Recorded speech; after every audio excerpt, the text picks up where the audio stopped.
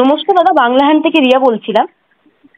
আরজিকর কাণ্ড নিয়ে যে স্বল্প দৈর্ঘ্যের ছবি বানানো হয়েছে এবং মুখ্য চরিত্রে যিনি অভিনয় করেছেন টিএমসিপির যে নেত্রী রাজন্যা হালদার, এছাড়াও টিএমসিপির যে নেতা প্রান্তিক চক্রবর্তীকে দল থেকে সাময়িকভাবে সাসপেন্ড করা হয়েছে, এই বিষয়টি আপনি কিভাবে দেখছেন? একটা স্পর্শকাতর বিষয়।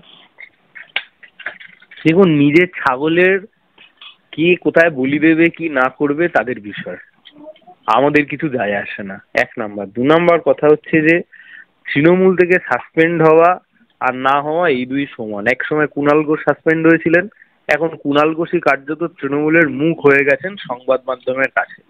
ফলত তৃণমূলের এই সমস্ত সাসপেন্ড বা ইত্যাদি এগুলো আর কিছুই না, এটা হাসির খোরাক। দাদা, কুণাল ঘোষ পোস্ট করেছেন যে দল জানতো না, দল অনুমতি দেয়নি, তো কড়া ব্যবস্থা নেওয়া হবে। কিভাবে দেখছেন? আমি আবার আপনাকে বলছি, আপনারা যে বিষয়টা গুরুত্ব সহকারে দেখানোর চেষ্টা করছেন, বিষয়টা অত্যন্ত গুরুত্বহীন একটি বিষয়। কে কি শর্ট ফিল্ম তৈরি করেছে কি তৈরি করেনি তাতে বাংলার 10 কোটি মানুষের কিচ্ছু যায় আসে না। আমাদের দাবি খুব পরিষ্কার, তিলোত্তমা। বাংলা হান্টের আরো খবর দেখতে নজর রাখুন। বাংলা খবর মানেই বাংলা হান্ট।